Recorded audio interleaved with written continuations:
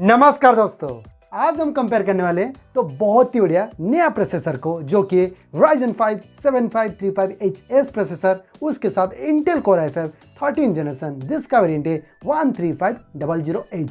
ये जो Ryzen 5 7535HS processor है वो आपको 70,000 से लेकर 90,000 के अंदर के लैपटॉप में देखने को मिलेगा, जो कि Acer Nitro 5 and MSI Bravo 15। जो Intel Core i5 13 generation processor है वो भी आपको 70,000 से लेकर 90,000 के अंदर के लैपटॉप में देखने को मिलेगा, जो कि Asus VOOC S15 OLED, Asus VIVO 15 OLED and Asus VIVO 16। तो चलते हैं आज के इस वीडियो में इन दोनों प्रोसेसर को अच्छी तरीके से कंपेयर करते हैं और जानने की कोशिश करते हैं कि इन दोनों प्रोसेसर के अंदर किसको खरीदना बिल्कुल सही रहेगा। तो आपको रिक्वेस्ट है कि वीडियो को बिल्कुल स्किप मत कीजिए। सो वीडियो में आगे बढ़ने से पहले अगर आप इस चैनल पे नए हो तो सब्सक्राइब कीजिए। सब्सक्राइब करने के साथ बगल में जो बेल आइकन है उसे जोर से दबा दीजिए। ओके, चलते हैं with wasting any time, let's start the video. Hi, this is Divya Jyoti, you watch my channel DTechie।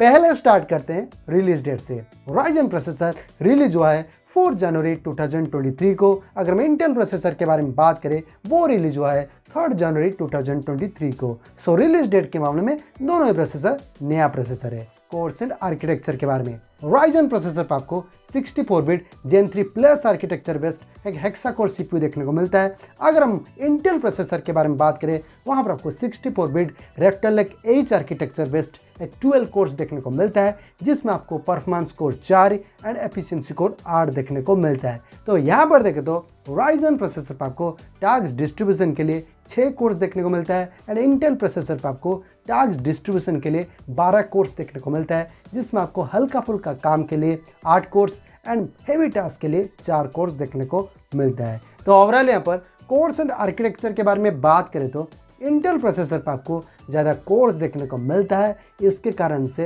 यहाँ पर आपको परफॉर्मेंस भी अच्छी खासी देखने को मिलेगा। सो कोर्स एंड आर्किटेक्चर के मामले में इंटेल i5 13 जनरेशन एक बेहतर प्रोसेसर है। थ्रेड्स के बारे में Ryzen प्रोसेसर पर आपको 12 थ्रेड्स देखने को मिलता है। अगर हम इंटेल प्रोसेसर के बारे में बात करें वहाँ पर आपको 16 थ्रेड्स देखने को मिलता है, जिसमें आपको परफॉर्मेंस कोर पे 8 थ्रेड्स एंड एफिशिएंसी कोर पे 8 थ्रेड्स देखने को मिलता है। तो यहाँ पर देखें तो इंटेल प्रोसेसर पर आपको ज़्यादा थ्रेड्स देखने को मिलता है, इस कारण से यहाँ पर मल्टीटास्किंग एंड परफॉर्मेंस बहुत ही अच्छी खासी देखने को मिलेगा। सो थ्रेड्स के मामले में इंटेल i5 13 जनरेशन एक बेहतर प्रोसेसर है। फैब्रिकेशन प्रोसेस के बारे में Ryzen प्रोसेसर आपको 6 नैनोमीटर की मिल जाएगी। अगर हम इंटेल प्रोसेसर के बारे में बात करें वो आपको 10 नैनोमीटर की मिल जाएगी। तो यहाँ पर देखें तो Ryzen प्रोसेसर पर आपको सेमीकंडक्टर साइज छोटा देखने को मिलता है, इस कारण से एक बैटरी एफिशिएंट प्रोसेसर बन जाता है। सो फैब्रिकेशन प्रोसेस के मामले में Ryzen 5 7535HS प्रोसेसर एक बेहतर प्रोसेसर है। CPU स्पीड के बारे में Ryzen प्रोसेसर पर आपको बेस फ्रीक्वेंसी मिलता है 3.3 GHz की एंड टर्बो बूस्ट फ्रीक्वेंसी मिलता है 4.5 GHz की। अगर हम इंटेल प्रोसेसर के बारे में बात करें वहां पर आपको परफॉर्मेंस कोर पे बेस फ्रीक्वेंसी मिलता है 2.6 GHz की एंड टर्बो बूस्ट फ्रीक्वेंसी मिलता है 4.7 GHz की। अगर हम एफिशिएंसी कोर के बारे में बात करें वहां पर आपको बेस फ्रीक्वेंसी मिलता है 1.9 GHz की एंड टर्बो बूस्ट फ्रीक्वेंसी मिलता है 3.5 GHz की। तो यहाँ पर देखें तो बेस फ्रीक्वेंसी आपको Ryzen प्रोसेसर पे बेहतर देखने को मिलता है, बट टर्बो बूस्ट फ्रीक्वेंसी आपको Intel Core i5 13 generation processor पे बेहतर देखने को मिलता है। अब बात कर लेते हैं केस मेमोरी के बारे में। तो एक बात याद रखना, जितना ज़्यादा केस मेमोरी होगा वो उतना अच्छा प्रोसेसर होगा। पहले जान लेते हैं L1 केस के बारे में, जो सबसे छोटा होता है पर स्पीड के मामले में बहुत ही फास्ट होता है। Ryzen प्रोसेसर पर आपको 512 KB की मिलती है। अगर हम इंटेल प्रोसेसर के बारे में बात करें वहाँ पर आपको 1.1 MB की मिलती है। तो यहाँ पर देखें तो L1 केस आपको इंटेल प्रोसेसर पे बिगड़ देखने को मिलता है। सो L1 केस के मामले में इंटेल i5 13 जनरेशन एक बेहतर प्रोसेसर है। L2 केस के बारे में जो L1 केस से बड़ा होता है पर स्पीड के मामले में L1 केस से कम होता है। Ryzen प्रोसेसर पर आपको 3 MB की मिलती है। अगर हम इंटेल प्रोसेसर के बारे में बात करें वहाँ पर आपको 10 MB की मिलती है। तो यहाँ पर भी देखें तो इंटेल प्रोसेसर पर आपको L2 केस बिगड़ देखने को मिलता है। सो L2 केस के मामले में इंटेल i5 13 जनरेशन एक बेहतर प्रोसेसर है। L3 केस के बारे में जो सबसे बड़ा होता है पर स्पीड के मामले में L1 case and L2 case से कम होता है। राइजन प्रोसेसर पर आपको 16 MB की मिलती है। अगर हम इंटेल प्रोसेसर के बारे में बात करें वहाँ पर आपको 18 MB की मिलती है। तो यहाँ पर भी देखें तो इंटेल प्रोसेसर पर आपको L3 केस बिगड़ देखने को मिलता है। सो L3 केस के मामले में इंटेल कोर i5 13 जनरेशन एक बेहतर प्रोसेसर है। जीपीयू के बारे में राइजन प्रोसेसर पर आपको integrated AMD Radeon RX 660M graphics देखने को मिलता है, जहां पर आपको बेस जीपीयू फ्रीक्वेंसी मिलता है 1500 मेगाहर्ट्ज की and turbo boost GPU frequency मिलता है 1900 मेगाहर्ट्ज की। अगर हम इंटेल प्रोसेसर के बारे में बात करें वहां पर आपको integrated Intel iris Xe graphics देखने को मिलता है, जहां पर आपको बेस जीपीयू फ्रीक्वेंसी मिलता है 300 मेगाहर्ट्ज की and turbo boost GPU frequency मिलता है 1450 मेगाहर्ट्ज की। तो यहाँ पर देखें तो राइजन प्रोसेसर पर आपको जो जीपीयू फ्रीक्वेंसी मिलता है बहुत ही ज़्यादा भी देखने को मिलता है। अब iGPU परफॉर्मेंस के बारे में बात करें तो राइजन प्रोसेसर पर आपको मिलता है 1.46 टेराफ्लॉप की एंड इंटेल प्रोसेसर पे मिलता है 1.41 टेराफ्लॉप की। तो यहाँ पर देखें तो iGPU का परफॉर्मेंस आपको राइजन प्रोसेसर पे एज एक्सपेक्टेड अच्छा देखने को मिलता है। सो जीपीयू के मामले में राइजन 5 7535HS प्रोसेसर एक बेहतर प्रोसेसर है। रैम के बारे में इंटेल प्रोसेसर पर आपको डुअल चैनल का रैम का सपोर्ट देखने को मिलता है, जहां पर आपको मैक्सिमम रैम सपोर्ट मिलता है 64 GB की।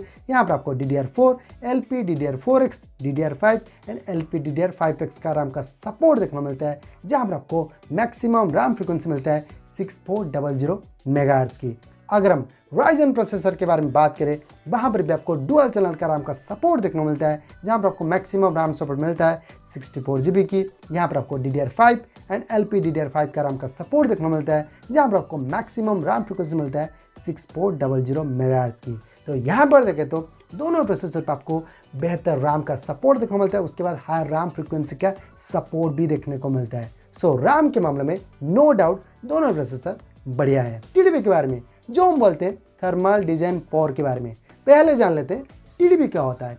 टीडीपी ये होता है कि एक प्रोसेसर काम करता है, प्रोसेसर काम करने के बाद थोड़ा बहुत तो हीट करेगा, उसी हीट को ठंडा करने के लिए जो सिस्टम यूज होता है, मतलब जो कूलिंग सिस्टम यूज होता है वो तो कुछ एनर्जी लेगा ना, जो भी कुछ एनर्जी लेगा उसको हम वाट में कैलकुलेट करते हैं, उसको ही हम टीडीपी बोलते हैं। तो जितना ज़्यादा टीडीपी होगा वो उतना पावर कंजप्शन ज़्यादा करेगा, जितना कम टीडीपी होगा वो उतना पावर कंजप्शन कम करेगा। तो यहाँ पर देखें तो राइजन प्रोसेसर पर आपको टीडीपी मिलता है 54 वाट की एंड इंटेल प्रोसेसर पे टीडीपी मिलता है 45 वाट की। तो यहाँ पर देखें तो राइजन प्रोसेसर पर आपको हायर टीडीपी देखने को मिलता है, इस कारण से राइजन प्रोसेसर पर आपको पावर कंजप्शन ज़्यादा देखने को मिलता है, बट इंटेल प्रोसेसर पे कंपैरेटिवली आपको लोअर टीडीपी देखने को मिलता है, इस कारण से यहाँ पर आपको कम पावर कंजप्शन करेगा। सो टीडीपी के मामले में इंटेल FF 13 जनरेशन एक बेहतर प्रोसेसर है। सीपीयू टेम्परेचर के बारे में राइजन प्रोसेसर पर आपको मैक्सिमम ऑपरेटिंग टेम्परेचर मिलता है 95 डिग्री सेल्सियस की।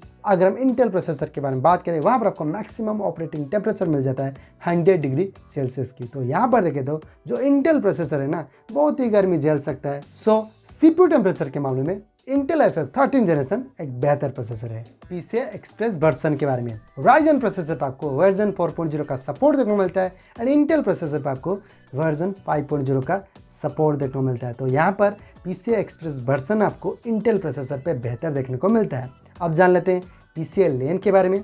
PCI लेन क्या होता है? ये PCI लेन ये होता है कि एक प्रोसेसर जो डाटा ट्रांसफ़र करेगा, जिस रास्ते से डाटा ट्रांसफ़र होगा उसको ही हम लेन बोलते हैं। तो जितना ज़्यादा लेन होगा तो उतना ज़्यादा फास्ट डाटा ट्रांसफ़र हो पाएगा। तो यहाँ पर देखें तो राइजन प्रोसेसर पर आपको PCI लेन 20 की मिलती है एंड इंटेल प्रोसेसर पर आपको PCI लेन 28 की मिलती है। तो यहाँ पर इंटेल प्रोसेसर पे PCI लेन ज़्यादा देखने को मिलता है, इस कारण से यहाँ पर आपको डाटा ट्रांसफ़र भी बहुत ही फास्ट देखने को मिलेगा। सो PCI एक्सप्रेस वर्जन के मामले में इंटेल FF 13 जनरेशन एक बेहतर प्रोसेसर है। अब जान लेते हैं दोनों प्रोसेसर के बेंचमार्क स्कोर्स के बारे में। पहले जान लेते हैं सिनेवेस R23 के बारे में। राइजन प्रोसेसर पर आपको सिंगल कोर में मिल जाएगा 1314 एंड मल्टी कोर में 13078। अगर हम इंटेल प्रोसेसर के बारे में बात करें वहाँ पर आपको सिंगल कोर में मिल जाएगा 1811 एंड मल्टी कोर में 14137। तो यहाँ पर देखें तो सिंगल कोर का स्कोर और मल्टी कोर का स्कोर आपको इंटेल प्रोसेसर पे बेहतर देखने को मिल रहा है। अब जान लेते हैं पासमार्क सीपीयू के बारे में। राइजन प्रोसेसर पर आपको कितना मिला है कहीं पर भी मेंशन नहीं हुआ है। अगर मुझे इसके बारे में कहीं पर भी इंफॉर्मेशन मिलेगा तो मैं अपना इंस्टाग्राम पेज पे जरूर मेंशन कर दूंगा। अगर मुझे अभी तक इंस्टाग्राम पे फॉलो नहीं किया तो जल्दी से जाकर फॉलो कर लेना, मेरा इंस्टा आईडी स्क्रीन पे शो कर रहा होगा।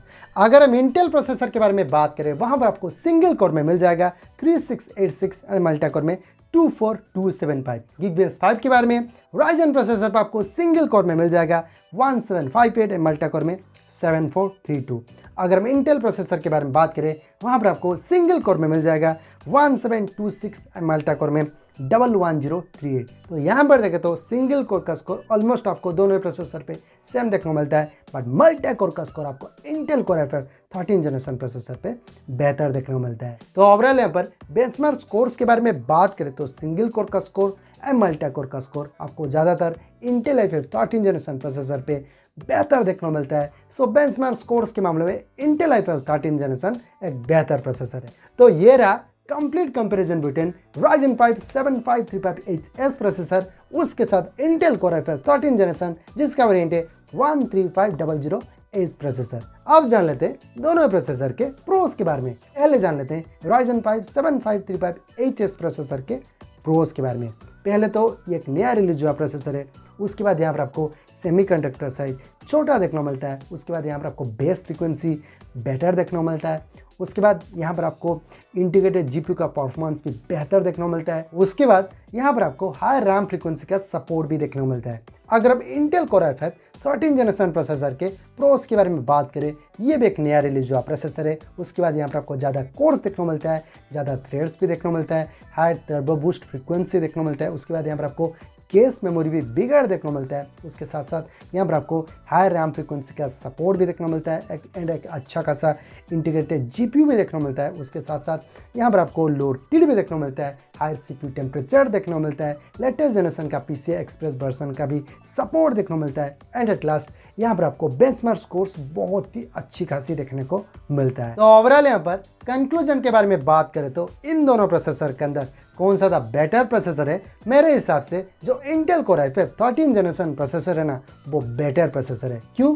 क्योंकि यहाँ पर आपको ज़्यादा कोर्स देखने को मिलता है, ज़्यादा थ्रेड्स भी देखने को मिलता है, CPU परफॉर्मेंस भी अच्छी खासी देखने को मिलता है, उसके साथ यहाँ पर आपको केस मेमोरी भी कर देखने को मिलता है, उसके साथ साथ एक अच्छा खासा GPU भी देखने को मिलता है, हाई रैम फ्रीक्वेंसी का सपोर्ट भी देखने को मिलता है, उसके साथ साथ यहाँ पर आपको बेंचमार्क स्कोर्स भी अच्छी खासी देखने को मिलता है।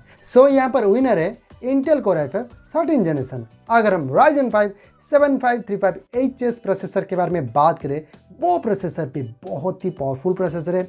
ये प्रोसेसर के साथ भी आप जा सकते हो अगर आपको अंडर बजट में, मतलब अंडर 80,000 या फिर अंडर 70,000 में एक बेहतर डेडिकेटेड जीपीयू के साथ एंड एक अच्छी खासी स्पेसिफिकेशन के साथ अगर एक अच्छा खासा लैपटॉप मिल रहा है तो आप डेफिनेटली ये जो प्रोसेसर के साथ, मतलब Ryzen 5 7535HS प्रोसेसर के साथ भी आप जा सकते हो। वो भी अच्छा प्रोसेसर है, वो भी आपको बहुत ही दासू परफॉर्मेंस देगा। बट इन दोनों प्रोसेसर के अंदर जो Intel Core i5 13 generation processor है वो बेटर निकल कर आता है। तो ये रहा मेरा ओपिनियन। आपको क्या लगता है मेरे ओपिनियन के बारे में, आप प्लीज़ मुझे कमेंट सेक्शन पे बता सकते हो। अगर आपको किसी के बारे में डाउट आता है तो प्लीज़ मुझे कमेंट सेक्शन पे पूछ सकते हो या फिर मुझे इंस्टाग्राम पे मैसेज कर सकते हो, मैं आपको ज़रूर से रिप्लाई दे दूंगा। और हाँ, अगर आपको इन दोनों प्रोसेसर के साथ कोई भी एक लैपटॉप पसंद आता है तो आपको क्या करना है कि डिस्क्रिप्शन पे चले जाना है। डिस्क्रिप्शन पे इन दोनों प्रोसेसर के साथ जो भी कुछ बेस्ट लैपटॉप आता है ना, उन सभी बेस्ट लैपटॉप का बेस्ट लिंक डिस्क्रिप्शन पे मैंने दे दिया हूँ। काइंडली उसी लिंक से आप जरूर खरीदना और मुझे सपोर्ट करना। तो चलते हैं, वीडियो कहीं पर ख़त्म करते हैं। अगर आपको वीडियो अच्छी लगी तो लाइक कीजिए, शेयर कीजिए, सब्सक्राइब कीजिए। सब्सक्राइब करने के साथ बगल में जो बेल आइकन है उसे ज़रूर दबा देना है, क्योंकि फ्यूचर में अगर कुछ अपडेट आता है तो आपके पास ज़रूर नोटिफिकेशन आ जाएगा। तो चलते हैं, थैंक यू, बाय बाय, जय हिंद, वंदे मातरम।